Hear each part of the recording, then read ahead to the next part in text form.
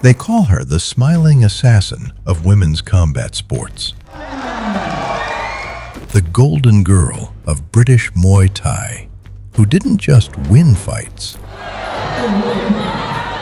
She destroys people's confidence and forces champions to leave the ring questioning their careers. Put the seal on this. Dakota doesn't just beat you, she breaks you down, piece by piece, even if you are a Muay Thai world champion. In this video, we look back at when Dakota went toe-to-toe with two of the best Muay Thai fighters in Yokkao, who were far more experienced than her. We'll kick things off with Hannah Brady, a multiple-time Muay Thai champion who was 10 years older and thought Dakota would be a walk in the park. Instead, she turned out to be a marathon that drains you out bad.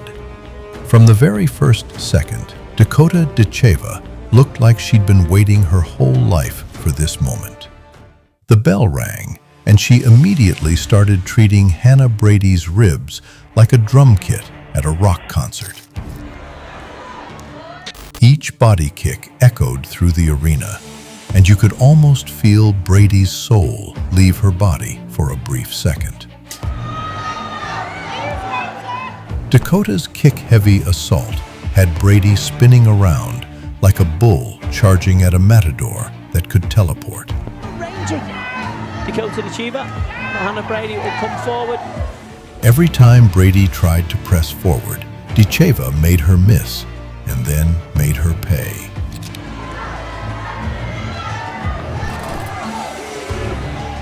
Stubborn as ever, Brady refused to back off and kept trying to slow Dakota down, hoping to make it ugly. But all she managed to do was make it more painful. As he comes in, looks a bit cold. Dakota began throwing punches in bunches, mixing up her strikes and landing clean every single time. A minute into the fight, Brady looked like a tourist who'd lost her map in a bad neighborhood.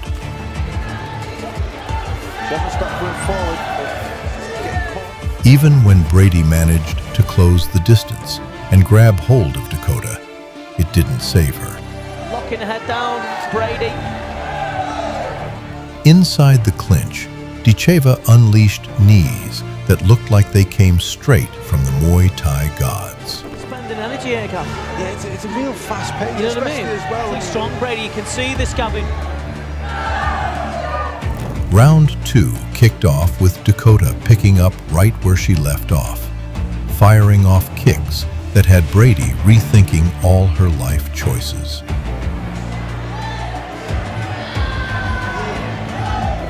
But instead of quitting, Brady tried to drag Dakota into her comfort zone again, the clinch. She grabbed and held like she was trying to audition for a slow dance, but Dakota wasn't in a romantic mood. Good knee. From Brady, some nice legs. Dakota shut that strategy down quickly, fighting off every attempt to tie her up and landing stiff counters that made it clear who was boss. So, Brady tried switching tactics, slowing the pace and looking for her moment. sort of style. Nice body kick. Negated by the just walking in, just... But against someone with Dakota's reach and timing, it was like trying to outswim a shark by staying still. Looks tired to Ditcheva though, Gavin. To her credit, Brady's toughness was undeniable. She kept pressing, smothering, clinching, and doing anything to avoid the open space where Dakota ruled supreme. This round as well. The problem was that it turned the round into a dull grind that probably earned her some points with the judges. She seems quite happy. Loving it, Brady, isn't she? Smiling across the... Round 3 opened with Dakota in full beast mode. Her kicks were sharper, faster, and packed with venom.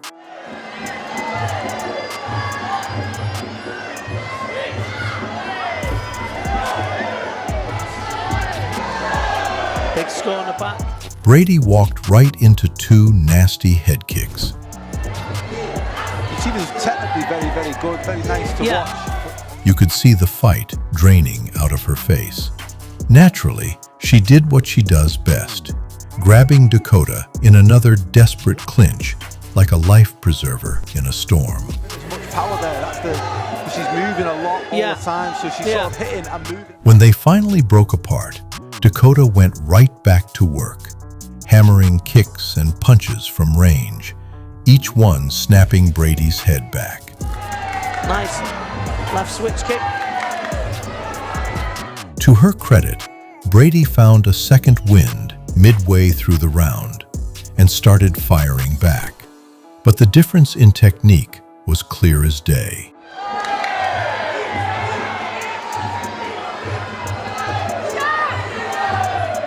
They ended up clinching again, trading knees for nearly a full minute. Not dissuade Brady from coming in at all. Brady's scoring here, mate.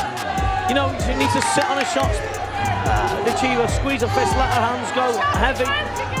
The referee had to step in and separate them. And the moment he did, Dakota immediately punished Brady with more clean strikes. When there's any sort of distance between the two, Ditcheva's got this sort of bouncing style. I really think she's got a little bit more flat. The fourth round brought out the best in both fighters. Brady, realizing she needed to make something happen, came out swinging for the fences. Nice balance. She charged forward with wild combinations. But Dakota was ready for everything, blocking, countering, and firing back with brutal kicks that echoed through the venue. She's going for it now. Both women threw with bad intentions, but Dakota's composure under fire was something special. No, it's not. It's just, you know. She slipped punches, countered clean, and even when backing up, looked completely in control. It's not, it's just... Brady kept chasing her like a heat-seeking missile, but Dakota was too slick. Every rush ended with a body kick or a counterpunch that made Brady pay. The crowd was loving the two warriors going at it with pure heart and technique. Good score. As round 5 began, the two touched gloves, acknowledging the war they'd been through. Brady decided to stop clinching altogether, maybe realizing that hugging wasn't going to win her the fight. Technique. He's got a remote control a little bit last couple of rounds. Yeah. She started throwing, standing at range, and trying to land that miracle shot. Yeah, Brady, my first time I'm watching Brady, but I have heard that she's a clinch monster. But Dakota wasn't about to let that happen. She pushes forward. Her timing was too sharp, and her footwork too clean. You know, and it's not as energy expending doing that way, because you're not getting Hands tipped. Yeah, definitely. And thumbs red. Every time Brady lunged forward, Dakota countered with surgical precision. Brady tried to dig deep, throwing desperate combinations, but Dakota's defense and accuracy held strong. Both sides. Jump up, cat front tip. By the final minute, the difference was clear, as Dakota was the predator, and Brady just hoping to clinch. To the judges. Could have lost for the fight, that gaff. When the final horn sounded, both women raised their hands, drenched in sweat and glory. It had been an all-out war, but there was only one queen standing tall. At least, that's what people thought, because, shockingly enough, the fight was ruled a draw. Despite the unfair result, Dakota had proven herself against a top champion, just like she had pushed one of the greatest Yokao champs in her division, Amy Perie, a few months back. How? We're about to find out. Amy Perie. Amy Perie versus Dakota Ditcheva at Yokkao 24 was a clash of styles and pride. At 22, Perie was more polished and had seen the ups and downs of the fight game. But her opponent, 17-year-old Ditcheva, was still raw. Yet the margins were razor close. From the moment the bell rang, Dakota stormed forward like a woman on a mission. Kicks hard, Perie, I see. There might be a bit of a struggle. She opened up with her trademark teep kicks, long combinations, and aggressive pressure, trying to make Perie uncomfortable right away.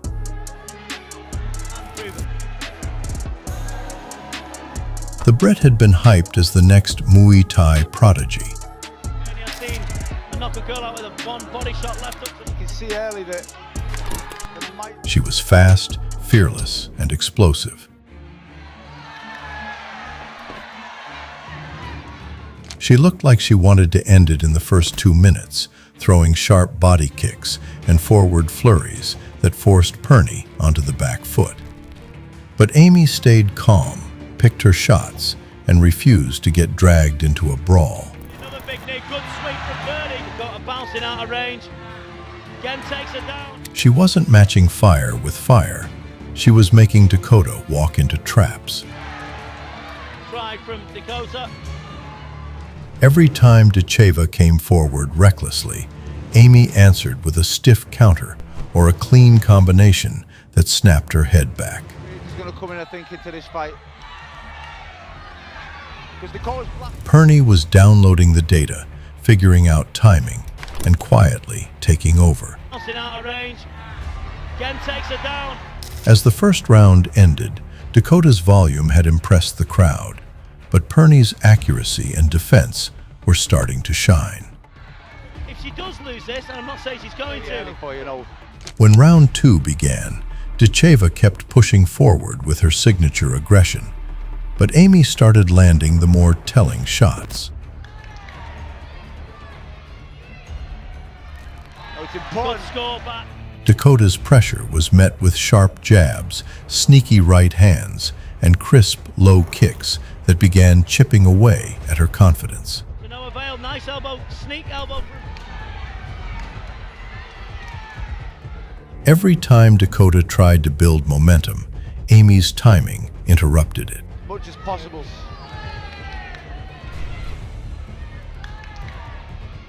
Perie was no longer just surviving the storm, she was steering clear.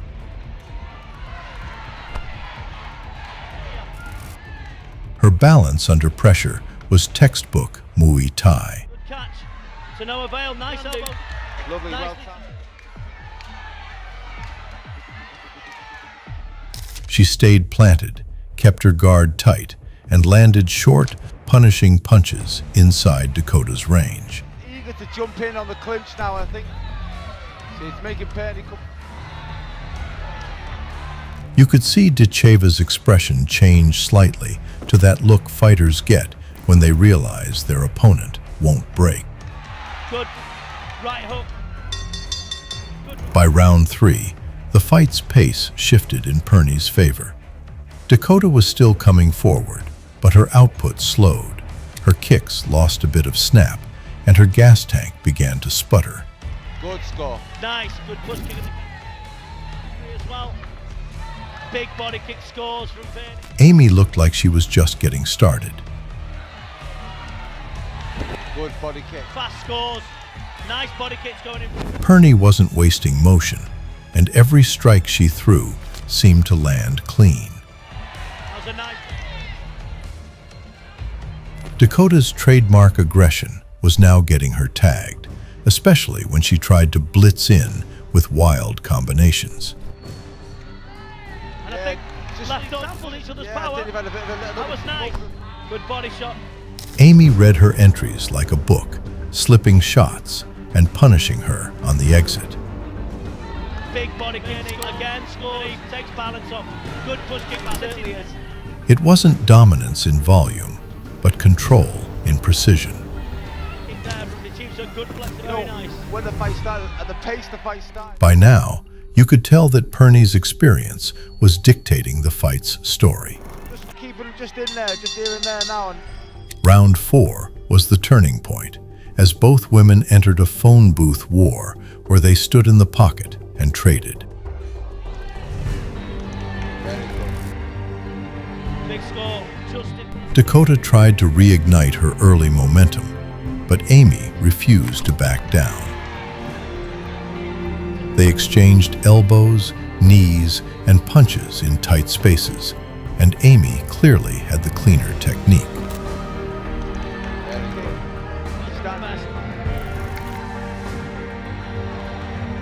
Her shots landed sharper, her positioning was steadier, and her defense was more layered.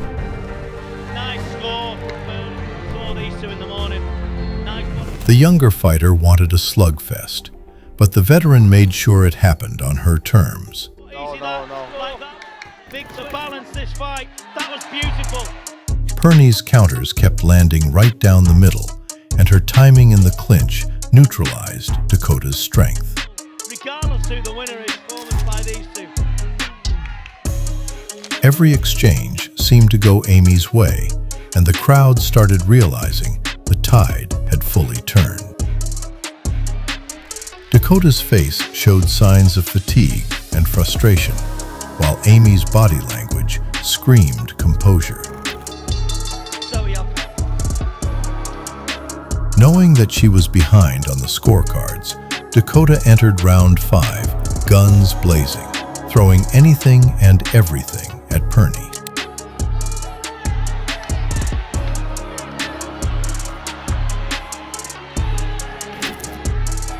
This is a war. For once, it looked like the Brit was en route to scoring an emphatic finish. Spinning elbow. Left up missing. What a fight. fantastic. Dakota rallied time and again throughout the round, hoping to land that killer combo. Put the seal on this. Round 5 was all Dakota as she beat Pernie from pillar to post. Right, spin it right again. See it, yeah. Body kick from Perie. The final minute saw Pernie grabbing a hold of Dakota to survive, and she barely even did that. Twice.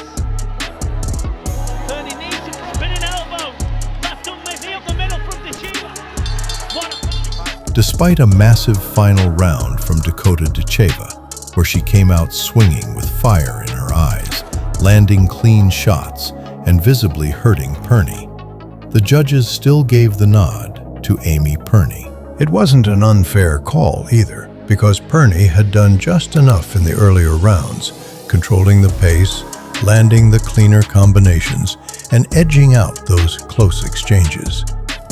But what stood out most was Dakota's late surge.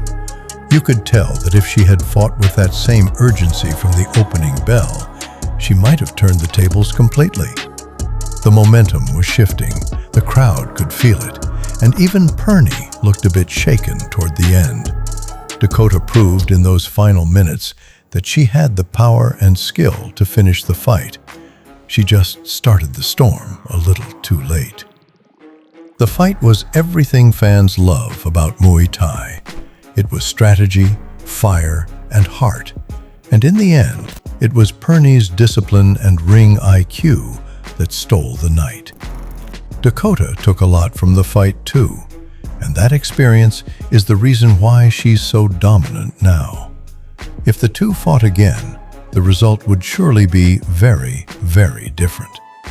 So, these were the two absolute wars where Dakota Ditcheva went toe-to-toe with real champions. Which showdown had you on the edge of your seat? Drop your thoughts down in the comments, and if you enjoyed the chaos, don't forget to hit that subscribe button and turn on the notifications, because more wild fights are coming your way. Thanks for watching, and I'll catch you in the next one.